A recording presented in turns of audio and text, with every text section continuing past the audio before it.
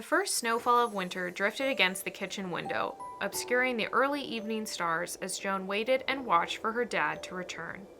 He had promised to do a project with them, and Joan loved dad projects. Before long, she saw him walking up the path to the house. He was carrying something in his arms.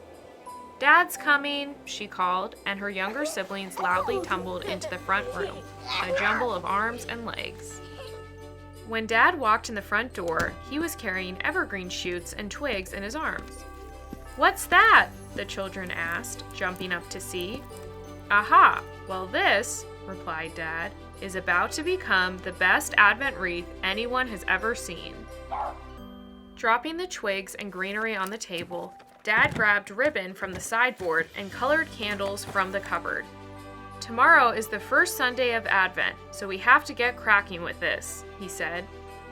Joan and the others settled around the table to watch as Dad began arranging the greenery, and for a few moments, peace reigned in the kitchen. "What's Advent?" lisped 2-year-old Joe, climbing on top of the table to get a better view. "Advent," corrected Dad, "means coming, and it is a time of waiting." Joan and Emmanuel helped him weave the greenery in and out of the band of twigs. "We are waiting for the baby Jesus," Dad continued, "the first Emmanuel, to come in a few weeks at Christmas. Now, Gianna, pass me those candles, please. We need the 2 purple ones first, and we are going to put them within the band of green, here and here. Then a pink one. No, Joe, you can't eat the candle. Put it here, please. Then another purple one. And lastly, that white one in the middle." Everyone stood back to admire the colorful wreath.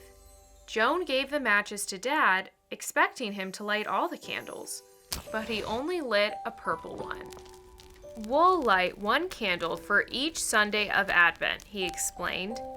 "There are 4 Sundays in Advent, so we have 4 Advent candles. And this purple candle is for the first week of Advent. Most of the candles are purple because purple is the color of preparation. During Advent, we prepare for the coming of the Lord.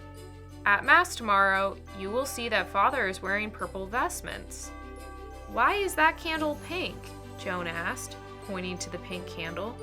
"I'll tell you when we light it on the 3rd Sunday of Advent," Dad promised. "It will be a joyful surprise."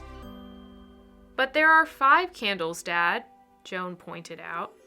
1, 2, 3, 4, and the white one in the middle is 5.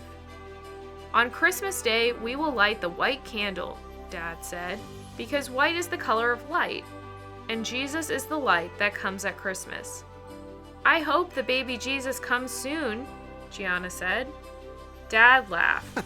"Well, Gianna, Advent is a time of hope too, so you are really getting into the spirit of the season." "Hooray! I love Advent!" laughed Gianna, draping the ribbon over herself and dancing around the table. The wreath was finished, and the first purple candle was lit. Silence reigned as the children took it all in. Joan switched off the main lights, and the golden light of the candle filled the room. Mom came in with the baby and smiled. "In a few weeks, we'll be setting up our Bethlehem nativity scene too," she said. "But now it's bedtime.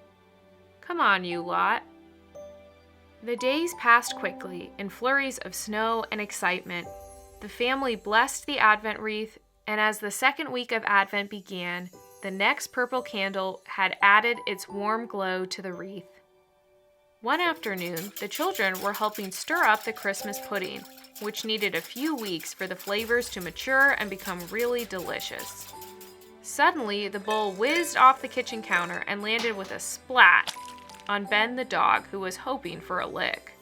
"Oops," gasped the children, turning guiltily to their mom. Smiling resignedly, she began taking the pudding ingredients back out of the cupboards, and they started again. Once the second pudding was cooking on the hob, Emmanuel helped Mom bring down a brightly colored book all about Jesus' ancestors, a Jesse tree book. At the back of the book was a slim pocket that held 25 beautiful paper decorations. Each paper decoration signified an event or story from the generations leading up to Jesus' birth, the greatest and most joyful event in human history.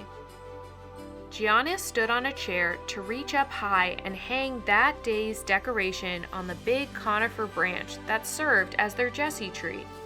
The chunky branch seemed softer and more elegant, with the delicate white paper decorations hanging from its sturdy branches. Everyone felt the excitement building. They were learning that Advent had plenty of treats in store before they even arrived at Christmas Eve. It was the third Sunday of Advent. The girls raced each other down the stairs, while Emmanuel slid sedately down the banister like Mary Poppins. The children ran into the kitchen where Dad was making breakfast. "Ooh, what's that yummy smell?"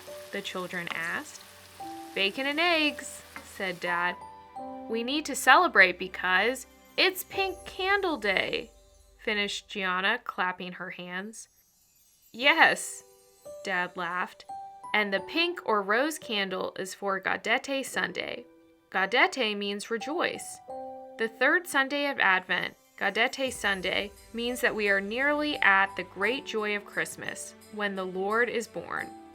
And they all watched as he lit 2 purple candles and the rose candle. At church, Dad pointed out the color of the priest's chasuble. Emmanuel ran up to Father, grinning. "I love your pink vestments." "Rose vestments, you mean?" laughed Father. "There's a definite difference, you know." Inside, the church's Advent wreath was huge, with ivy trailing down to the floor and the candles stretching heavenwards, tall and proud. 2 evergreen trees stood sentinel on either side of the altar. Baby Sophia pointed at them, gurgling. "They are waiting, just like us, to be adorned with the gladness of God's love," Mom whispered, holding her close. It was Christmas Eve, and the night air was silent, apart from the soft sound of bells ringing out for midnight mass.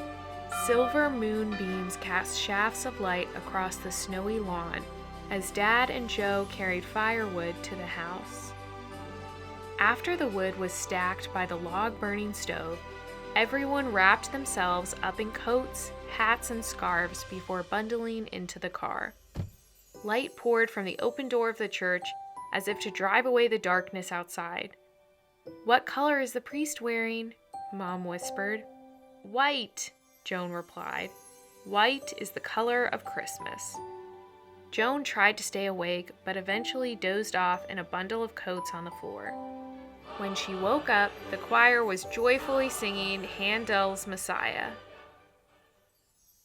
Early on Christmas morning, Joan, Emmanuel, Gianna, and Joe crept downstairs.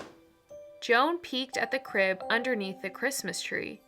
There was the baby Jesus, nestled in the hay. Mom and Dad must have put him there after midnight mass. They all knelt by the crib and gazed at the tiny baby surrounded by Mary, Joseph, the shepherds, and the animals. Dad danced into the room wearing a Santa hat. "Happy Christmas, everyone!" And he wrapped them all in a bear hug. "Light the white candle, Daddy," Joan called. "It's Christmas." "Yep, it is, and we'll keep this candle lit for the whole 12 days of it," he laughed. The only light that could banish every darkness from this world overflowed from a manger in a small stable in Bethlehem. And Christ is that light. Happy birthday, baby Jesus. Come on now, everyone. Let's have that Christmas pudding.